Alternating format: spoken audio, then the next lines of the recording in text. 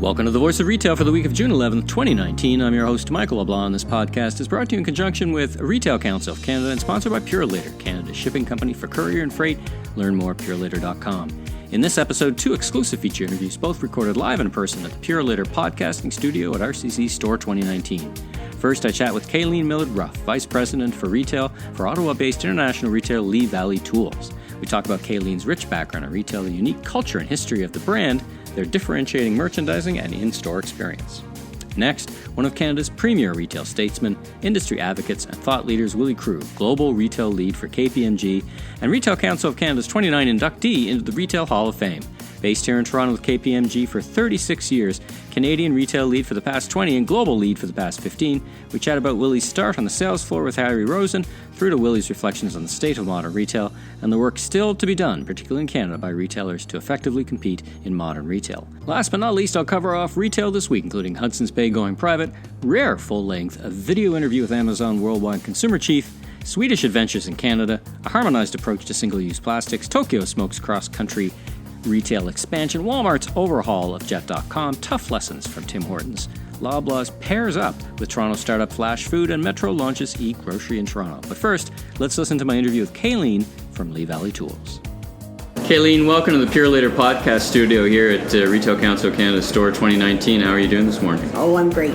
Thank you so much for joining me. You and I have known each other for many years.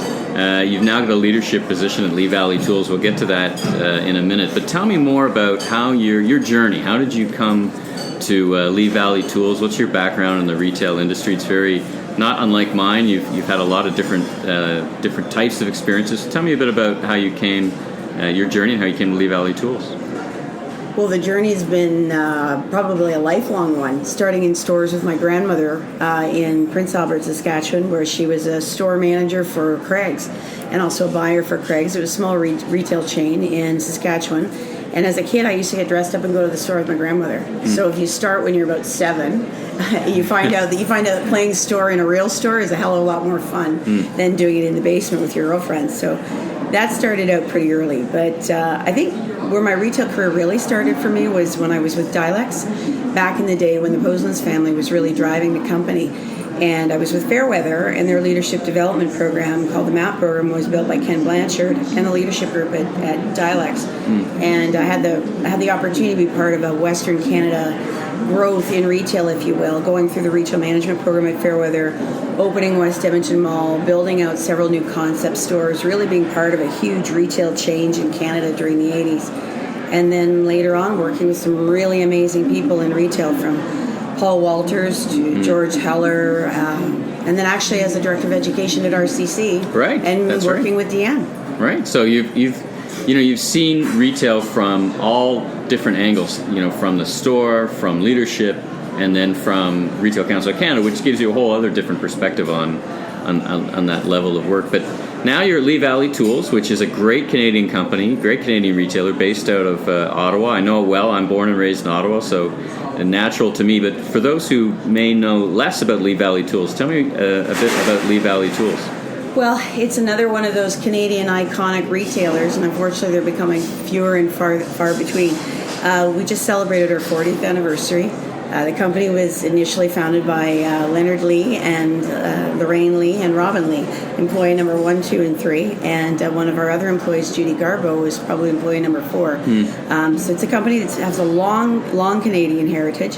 We have been focused on innovation and developing solutions for customers, whether it's around tools that we create ourselves in our Veritas line, which is our own proprietary line of tools, one of the best, I would argue, the best woodworking tools sold in 40 countries, as well as our own line of private label products, if you want to call them that, from gardening to woodworking to tools. And it's been a real honor to join the company. I've been there about 2.5 years now. I'm a customer. I shop both for some gardening items. You have a catalog, so you're actually in the catalog business as well as the internet business and stores from. I think stores now from coast to coast, right? You're in Vancouver, and you're now in the Quebec market right, as well. Right now we're in Laval. Yeah, you're in Laval, so that's great. It's great to see that kind of expansion. Some of my most favorite kitchen tools are from Lee Valley, and I think not only in addition to doing a great job of making the tools as you described, but you just curate in such an interesting way with with perspective. I think that's been a part of the success for really Lee Valley, and it's the Lee family, right? I mean, Robin himself feels like he writes the description some days, right? Well, some days he does, but to be honest, Robin approves probably almost 95% of all of the product that we bring to market, and it's very, very important to the Lee family and also all of us at Lee Valley that the collection that we offer to customers is unique and really is true to our brand and our value proposition, and that it solves something for the customer and that it helps the customer in some sort of a way. And it makes it even more of a challenge, frankly, to bring the right product to market and stand behind it. I mean, the company has been founded on the principle of not just selling things, but being innovative, solving problems, but also the idea of treating a customer like a friend. And what that means is you're not going to bring something to your friend that you don't think has real value or meets a need, and then you have to be prepared to stand behind it. And with a lot of the products that we carry, there's a lot of knowledge in the marketplace that is sort of waning in certain pockets. Our commitment isn't just to the product, it's also to skill building. We have a large collection of seminars and workshops that we offer every year.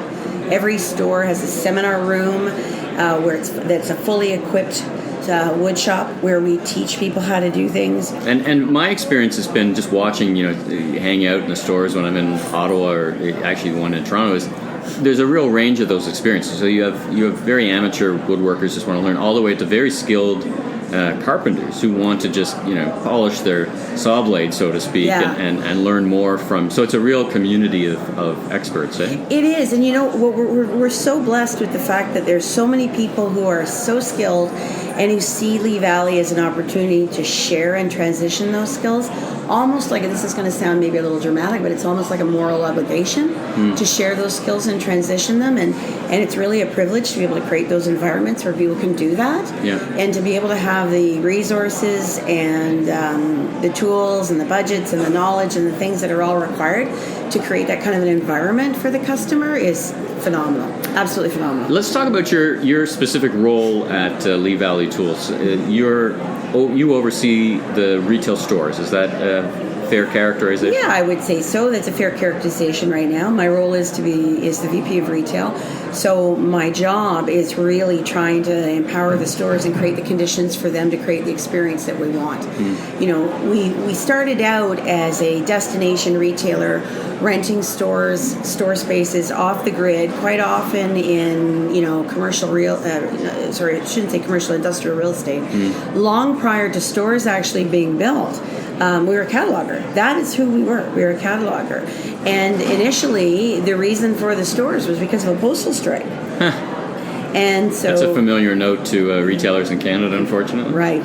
So, but as a result of that strike, we were concerned about our customers' ability to obtain product and our associates' ability to produce product for the customer.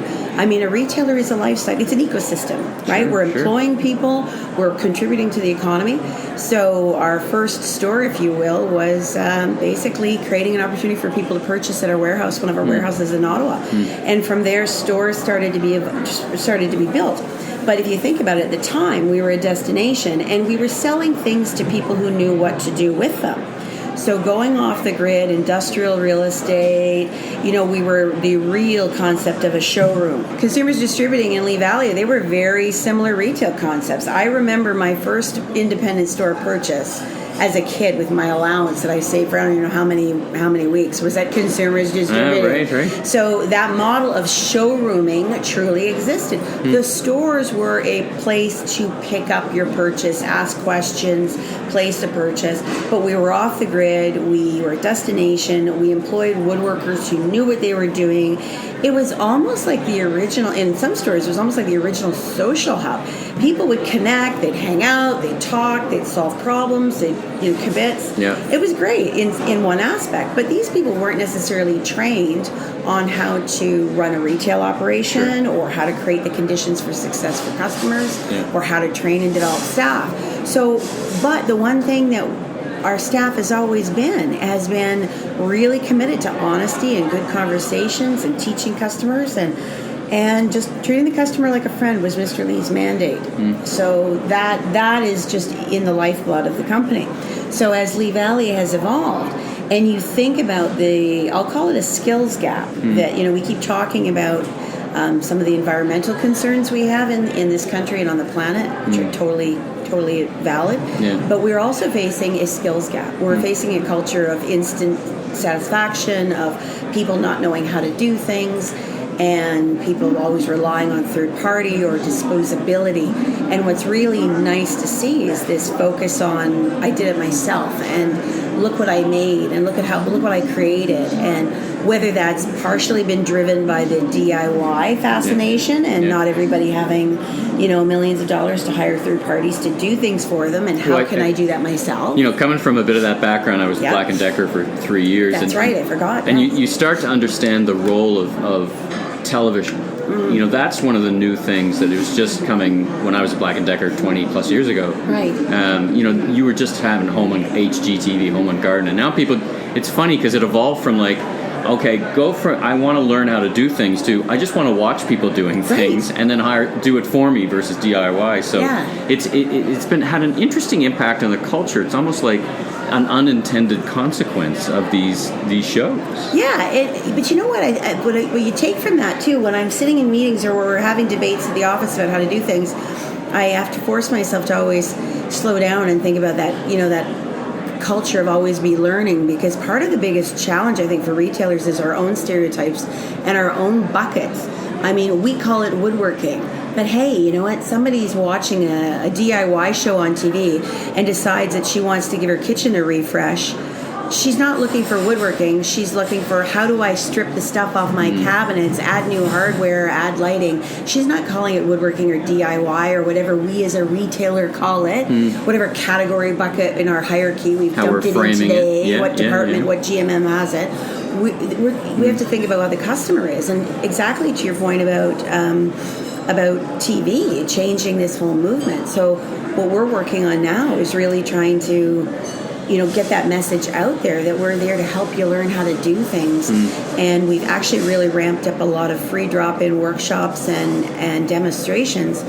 We just finished mapping out a 7-month plan to create activities and engagement in the store that are totally free to our customers, just to say, hey, we're here. Good retail is, we're there to help you. We will show you how to do something. You don't have to buy it. Just come in, we'll explain how it works, and we'll help you with it. And I think that's one of the things that we were known for in certain communities in woodworking and gardening that we're really trying to get known for today with the rest of, I'll call it the general public. Yeah, it's almost like transitioning from this is the place to go if you're a carpenter to this is the place to go where you want to refresh your kitchen and learn a few things about how to do that, right? That's the transition. Totally. It feels like the brand is trying to... I remember going to Lee Valley in Edmonton with my dad when I was a kid and just sort of wandering around this neat collection of stuff and not really thinking about it. And my dad was an avid gardener, and my mom and dad are avid gardeners, so I remember getting caught up in all of that sort of thing, and I wasn't really interested in gardening. But that was my perception of Lee Valley. And then years later, wanting to refresh some furniture or looking for something to even do a display fixture in the store, going and buying hardware. And then when I met my husband, who is an avid woodworker, then my perception of Lee Valley completely changed again. I saw it from a different side of things. Okay. So you met your husband. He's an avid woodworker. Yeah. And you come home and you say, hey, I might be able to join Lee Valley Tools. Yeah. That had to be a good conversation. It was a great conversation. Yeah, he started getting a catalog out, making a list. Yeah, no kidding at all. And what was great about that, though, for me joining Lee Valley, because I'd been, how old was my son? Let's see. I don't know, 10 years old. So we have a 2-story wood shop. My husband and I built a wood shop, and we did it all ourselves. And really, I wasn't that much interested in woodworking, but I was definitely interested in a new kitchen, a new dining table, and all the things that his wood shop could give me that I wanted. So my perception of the journey of shopping for woodworking was from that angle. So joining Lee Valley was really interesting for me to see there's so many other parts of woodworking that I hadn't been exposed to. There is a long-standing culture of hand tool woodworking, and there's different groups out there. Some who are artisans who are truly dedicated to preserving the idea of hand tool unplugged woodworking, if you will, which is amazing. they're true artisans. And then there's people who are sort of, they're power tool user about getting it done, or the cabinet maker, the contractor. There's so many different genres of woodworking and gardening, for that matter, that it's working at Lee Valley. It's been amazing to meet all of these people and see some of the different ways that they interact with us. And you walk into an artist studio. I was telling Robin this the other day. You walk into an artist studio in BC, and there was all of these beautiful carvings and wall panels that had been done, and I was just taken aback by the beauty of the work. And the artist wasn't actually in that day, and the woman said, "Oh, are you visiting?" And I said, "Yes, I'm from Ontario, but I wanted to get into the studio because the artwork in the window fascinated me." And she said, "Where are you from?" And I said, "I'm from Ontario, but I've been visiting stores." And she said, "Oh, who do you work for?" Lee Valley. And she said, "Oh my God, you realize you make all of this possible?" Wow. And she opened these double sliding doors, and there was a workshop in the back of the artist studio with one of our carvers' benches, all of our chisels, what a great story. I got goosebumps. It was crazy. Yeah, what a great story. To be story. credited with actually being part of that. Of that outcome, right? Oh my gosh. Of a creator using your... Oh my gosh. I mean, that's the ultimate fulfillment of the vision, I'm sure, for Robin Lee and yourself. Yeah, it was just amazing. I think of last question, or last couple of things to talk about.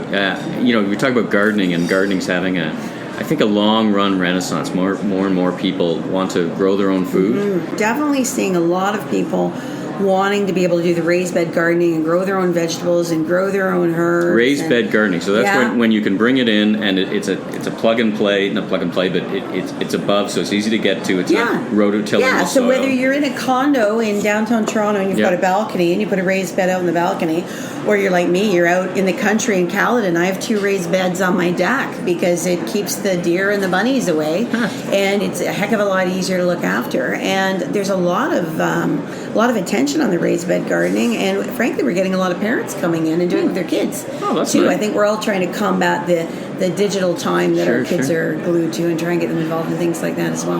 Well, listen, you've been generous to your time. Thanks so much for sitting down with me here at the Purolator Podcast Studio, being on the Voice of Retail.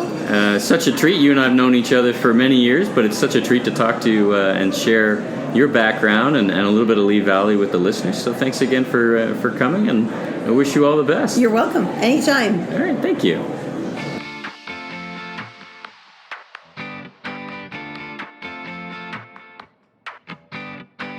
All right, Willy, welcome to the Purolator Podcast Studio at Store 2019. Thanks for being on the Voice of Retail. How are you today? Everything's good, Michael. It's exciting times. I was excited to be on stage today.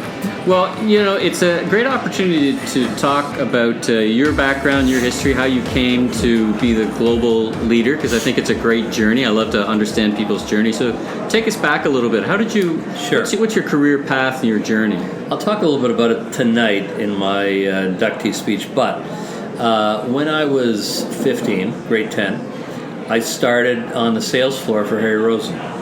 And I worked from the age of 15 right through my MBA working for Harry. And I think what I developed there, Michael, was an unbelievable appreciation of what professionalism looks like, what best-in-class retail looks like, and what somebody who just created the best menswear store in the world, Harry Rosen, looked like. It also taught me a lot about life, being a teen on commission, trying to compete with other adults also on commission on the sales floor. And so it was a great time. And what they had a little retiring party for me when I was, I think, 22 or 23 when I finished, did my MBA. And Harry's great quote was, he said that I was a truly valued employee. And he stopped for a second. Then he said it was more for what I bought than what I sold. So that's you are a sharp dresser. I love clothes, and that started my passion for retail. And I ended up at KPMG. It was the last thing I was going to do. I literally told people that I'm going to get my CA combined with my MBA, and then I'm out of there because I'm not spending 5 minutes with bean counters more than I have to. Almost 36 years later, it's been an unbelievable ride, and I think my passion for retail, my passion for consumerism, has led me to leading it in Canada for the last almost 20 years and leading it globally for almost the last 15 years. And it's been an unbelievable ride because I have been to every corner of the world. I have relationships with some of the top CEOs on the planet. I've got team members and partners everywhere, deep relationships that have really energized, and I couldn't be more blessed. So 3 going on 4 decades of providing advice to the retailers at the senior most level, and of course on the floor at Harry Rosen. Right. Tell me a little bit about what are the most meaningful changes you've seen over these 30 years as that's facing the retail enterprise. Like some things are still the same. The customer is still king. You need to serve the customer. What is it that is modern retail? Well, so let me start by saying a macro statement. Things haven't changed enough, and which is why I constantly have a wake-up call or tough love speech when I speak to this crowd. And it doesn't come from anything but immense affection because I wear Canada on my sleeve, and I'm frustrated about what I've seen and do not see. Having said that, when I started as a 15-year-old, the point-of-sale system at Harry Rosen was Harry calling up every store every hour and going, what are the numbers? That was the point-of-sale system. We've moved, and the CRM system was a little card that said, Joe's birthday is January 8th or whatever.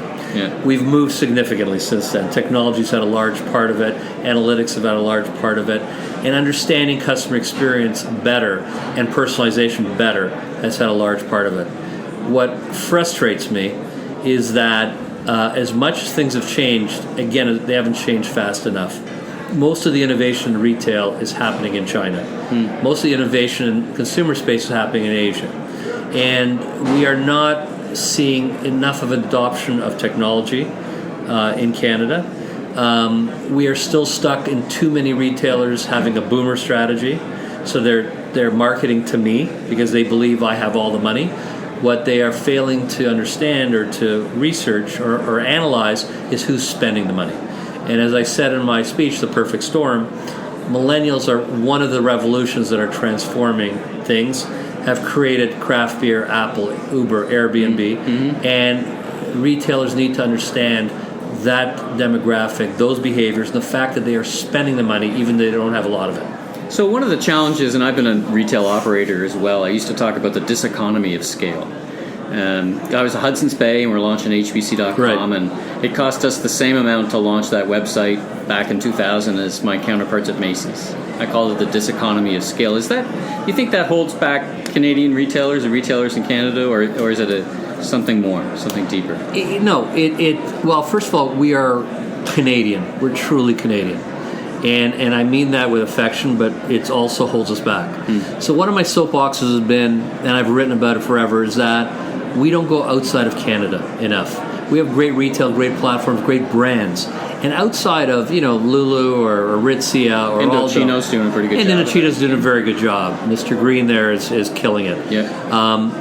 But I want to see 50 more brands, 50 more retailers. I had EDC at one time in Asia beg me to get retailers to take their money, and nobody would. And so, on one hand, there is that reticence. There is that belief that we can survive in a 37 million person country when there's so much competition. And so we're truly Canadian. And when we just did a recent CEO survey, we've done it over the last 2 years, I spoke about it on stage, 75% of Canadian CEOs said the next 2 to 3 years are more transformational than the last 50. Yep, I believe that. I fully agree with that. Yet, 75%, obviously a significant overlap, said, I'm okay, I'm going to be the same. It's that guy over there has to change. And that's what I'm saying about truly Canadian. It's the lack of urgency. It's a lack of it's one thing to say it, it's another thing to execute. And I empathize with a mid to small retailer. I mean, it's expensive to... I was talking to a few of them this past week because I help Retail Council with their quarterly conditions report. So I get to talk to, in a short 15 minutes, what's on your mind, what's keeping you up. And one of the themes that came out was, it feels like when I spend money on technology, all it's helping me do is keep up. I'm not getting a lot of output from it. Like they're spending money on technology, but they weren't feeling like... But think of what that statement says.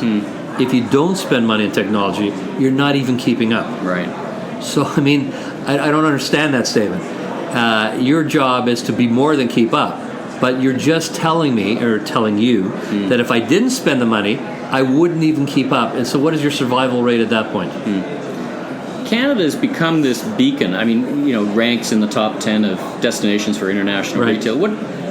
conversely, what makes Canada so attractive to so many international retailers? We've seen, pick a number, 50, not all target-sized, ones or twos. But I'll give you my answer. What do you think it is?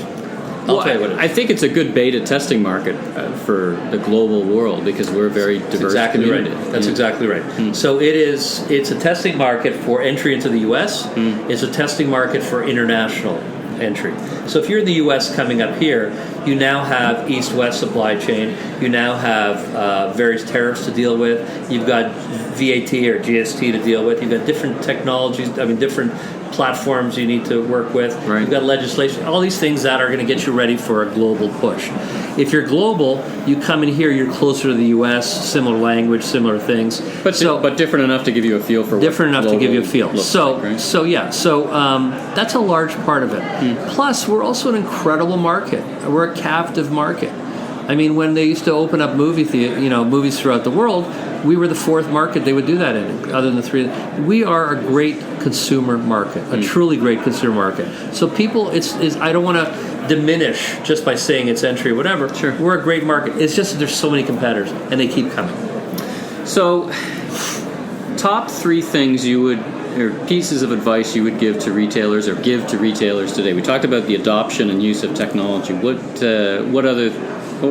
else would be in your top three things to do tomorrow? Okay. One is analyze all demographics, but understand who is spending the money, not just who has the money, and who is influencing the spend. Too many forget about the Gen X, which I spoke about a stage, because you look at boomers, you look at millennials, you forget the middle, who are the CEOs of today, and they're the first generation in the Western world in our lifetime that take care of their children and take care of their parents. So it's a very unique need, one for them, one for their parents, one for their children. Secondly, I would truly understand what experience means, what personalization means. Too many take a look at a category. Pick a category, not just demographic, and target that category as if it's homogeneous. The consumer today is saying, I need you to know me on a personal level. So multiple paths. Multiple paths, not just a category I'm in. I need you to know me. And that takes an element of sophistication, a deeper, wider way to look at the customer, which is why we did Me, My Life, My Wallet, which is layers of the onion, from motivation to how you connect with devices, to the watch, how much time you have to do things, how you open and close your wallet, and your attention. Not just your attention span has changed, how do you focus your attention? You layer on behavioral science and ethnographic research. It takes effort to truly understand the customer. And one of the things I showed on stage today is when you are looking and spending money, which we're talking about mid and lower size, there's a line that says this is a customer's expectation. You don't need to go past it too far. Like, you don't need to have best in class, oh my God, I love you to death, because you're just spending money almost for nothing. Right. And you need to understand that. But if that marginal return on your investment. Right. But if you go below that, Michael, you're 2x to the negative. So it's disproportionately punished, basically, for not meeting a standard. Or if you flip it the other way, my profit and revenue go up 2 times to my competitor if I focus on customer centricity and customer experience. So let me ask you a couple last questions while we have time together. One is, if you were to start a retail enterprise today, what would it look like? If you had no shortage of resources or ambition, what would that retail store concept look like in your mind? Do you like the subscription market? Do you like the online with a few stores? Like, what do you think is the best mix? I would definitely have a mix of online and bricks and mortar. And I think you need both. I mean, Amazon bought Whole Foods and others for a reason. You need that distribution. People do need to touch and feel, but online is only 10% of total retail right now. Will grow exponentially, but you still need the bricks and mortar. I think where we're at is I really need to do a lot of work, and we help our clients with understanding where do I place my stores? How big does that footprint need to be? How many stores do I need to have to truly optimize the combination of online and bricks and mortar? We in the Western world are significantly overstored. Sure. And so the last thing I'm going to want to do is just put a bevy of stores everywhere. And so I would encourage anybody who's moving to growth, whatever, plan. And when you stop planning, plan some more. You know? And too few, and I think also, it's not quite answering the question, but too many CEOs are still doing it not by I was a legend or I've incredibly well over the last 30 years. I know what I'm doing. What worked before will work again. And it doesn't. Right. And it doesn't. Well, speaking of work, what's next for you? I'm probably going to run a parallel track, investing in a bunch of different companies I have already. Mm-hmm. I'm going to do 3 or 4 boards. Mm-hmm. Hopefully travel a little less. Travel a little less, but still love to travel. And sure. Whatever I'm going to do, invest and do boards, will have travel because I can't change the speed that I do. So that parallel track, and hopefully come back to Retail Council Canada and speak some more. Well, thanks so much for spending time with me. It was a great interview, and we've known each other for quite a while, so it's such a treat just to have the opportunity to speak with you today. It was my pleasure, Michael. Thanks very much. Thanks to Kaileen and Willy for being my special guests in this episode, and stay tuned for more interviews from the Purolator Podcasting Studio in episodes to come. Now let's hit the highlights from Retail This Week e-newsletter, a companion piece to the Voice of Retail podcast. It's the biggest retail e-news weekly in Canada, and you can subscribe on retailcouncil.org for free. So let's get things started with leading off the news. Hudson's Bay's Richard Baker leads a $1 billion bid to take the retailer private.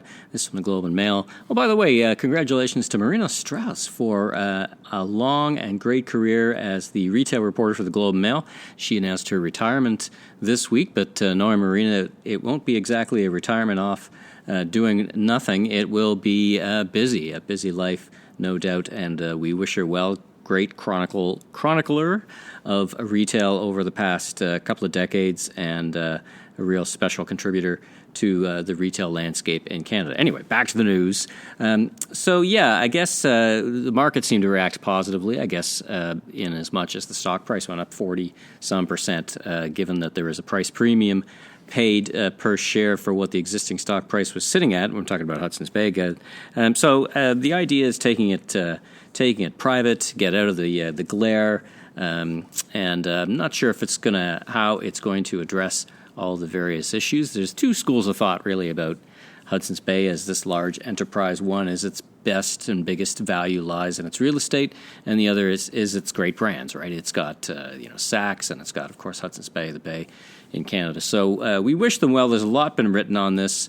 Do check out the number of very different articles. Not a done deal yet, the privatization, but it does give them perhaps some time to reflect on and move in ways that they need to move. They've just, the new CEO, Helena Folks, has been making a lot of moves, some of which were already underway when she arrived, selling the Lord & Taylor building in downtown on Fifth Avenue for, $800 million to WeWork, and closing Home Outfitter stores in Canada, 27 of those Home Outfitter stores. So lots of things underway.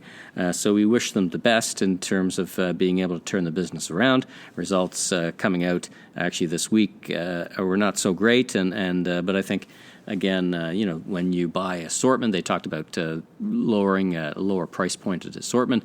These decisions are made like a year in advance. So we'll see what imprint Helena Folks can make on Hudson's Bay.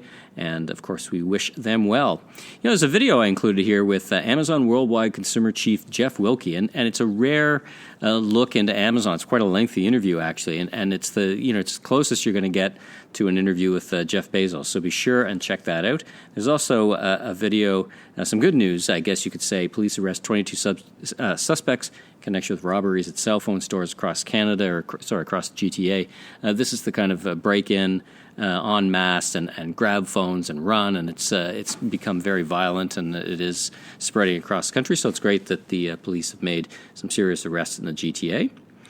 Swedish expansion, Fall Ravens. I think I'm pronouncing that right. The backpack brand, you would have seen it if you're in Toronto. You'd see it all over the TTC, otherwhere in Canada. They're quite expansive, actually. I didn't know how many stores they had, but it's a Swedish hiking adventure company. This is from Strategy Magazine, by the way.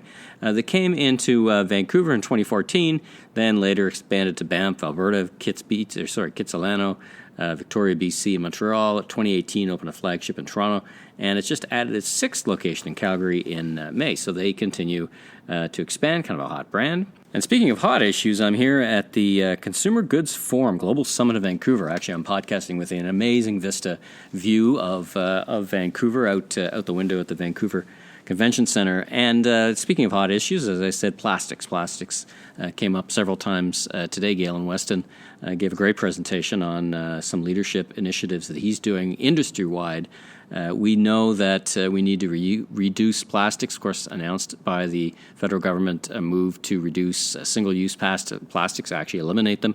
So this article actually speaks to, we've had at Retail Council of Canada experience with different municipalities, right down to the municipality level, setting different standards for plastic bags. That's very difficult to operate within for retailers. There's kind of a patchwork of legislation. So the preferred route is certainly a collaborative approach where we have a national approach, both collaborative and national, so that we have standards across the country and we can really dig into this issue. So anyway, good article there from CBC with some quotes from the great Jim Cormier from our Atlantic director from the Retail Council of Canada. Article here from Retail Insider, cannabis brand Tokyo Smoke plans cross-Canada retail store expansion. Things are really starting to pick up in the cannabis space. We're seeing inventory actually resolve, and you're starting to see supply open up. Of course, now already people are saying there's going to be too much supply very soon, but we'll see. Less a problem for retailers, more for the LPs. But anyway, good article there in Retail Insider. Some stats issued. Canadians buy less, spend more than Americans online. So this is Strategy Magazine. This is reporting on some stats issued by Shopify, who did some very comprehensive research and just released that this week. Retail around the world. Stitch Fix, good article on Stitch Fix and Market Watch talking about the fact that they're on a growth trajectory, back on a growth trajectory. I like this brand. It's just packages that arrive at home. It's a lot of AI and really clever stuff going on. From a stock price, they've bounced up and down and sideways. They're on a bit of a trajectory forward. So, we're not really talking about their stock price, but we are talking about how that model is sticking with consumers. That from Market Watch. This is a good article from Retail Dive. Will the once marvelous department stores ever come back? It's interesting because the article highlights that a lot of the innovations, the things that we create or call innovations today, were really created a century ago and were standard amenities at department stores. So it's a really interesting perspective on the department stores and their role in the history of retail, and will they be history? Or what is their role in modern retail? Ted Baker looks like a bit of trouble. Shares nosedive after a very, what they described as an extremely difficult start to 2019. That from the Globe and Mail. And speaking of difficult starts, and speaking of going private, I guess not really going private, Barnes & Noble is sold to a hedge fund after a tumultuous year. They've had many CEOs who've kind of come and gone, and now it's been acquired by the hedge fund Elliott Advisors, $638 million. And so for the time being, we'll see if it's patient money or how patient it is. But certainly it's calmed fears amongst publishers and agents that the bookstore was going to go under. And this from the New York Times, a good article there. And then Walmart overhauls Jet.com. So interesting week for Walmart e-commerce. Mark Laurie put out a video, kind of almost a stunt really, because he was announcing the video. They were announcing in-home delivery, and Mark put the body cam on and did a delivery. But back at Jet.com, where he came from, looks like Walmart's not happy with that division's results. So good article here from the Globe and Mail talking about the reducing scope of Jet.com. Probably a consolidation, if nothing else. In news for retail entrepreneurs, longtime Kingston grocery store owners retiring, Gord and Kim McGregor. Congratulations to them. They ran the Gord and Kim's No Frills. If you visited Kingston, you would be very well, just off Bath Road. They're retiring. Congratulations to them. This is an interesting one from Global News. Toronto using concrete blocks to prevent unlicensed marijuana dispensaries from reopening. You got to check this picture out. So I guess they closed this dispensary once, and the dispensary owners popped back in and reopened it. So the city went and put about a dozen concrete blocks in the front of the store. So they ain't opening through those concrete blocks. So that was kind of interesting, a different and interesting approach. Russell Books looks to move in downtown in Victoria, where I just was. Had a great time in Victoria and had a opportunity to interview a great retailer, Bob Jansen, from Heritage Linen. So you'll hear that in the weeks to come, that interview. Convenience is king for book buyers. This is from BookNet Canada. And what else we've got? So let's look at Spotlight on Grocery Retail.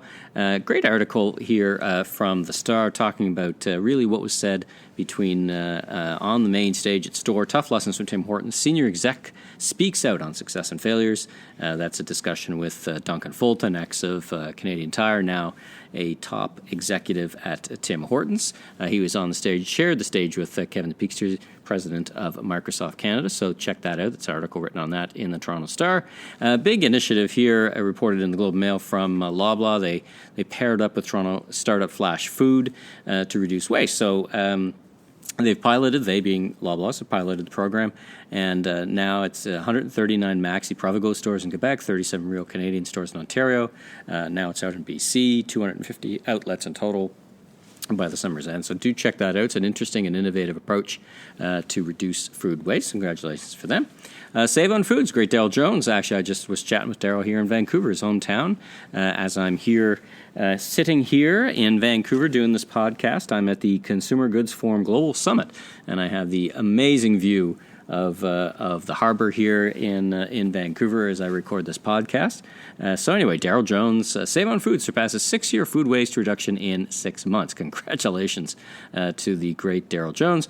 And they, not in some ways unlike Loblaw, has found partners in this endeavor in collaboration with BC-based organization Food Mesh and Loop Resource and Food Banks BC. So congratulations, 86 Save on Food stores, more than half its locations are diverting 100% of their unsaleable, perishable goods from landfills. Congratulations to Daryl Jones. Last but not least, in the grocery, Metro launches e-grocery in Toronto. We've covered this a couple times before, but at 3 years after launching online grocery in Quebec as a pilot, the third largest grocer, that's being Metro, is now bringing full-on service to Ontario. That from Canadian Grocer. So that's a wrap on this edition of The Voice of Retail. If you like this podcast, you can subscribe on iTunes or your favorite podcast platform, and be sure and recommend to a friend or colleague in the retail industry. You can also ask your favorite home devices, Amazon Echo, Google Home, to play the most recent edition. I'm Michael LeBlanc, founder and president of M.E. LeBlanc Company, Inc., and you can learn more about me at www.meleblanc.co or, of course, on LinkedIn. Until next time, have a great week.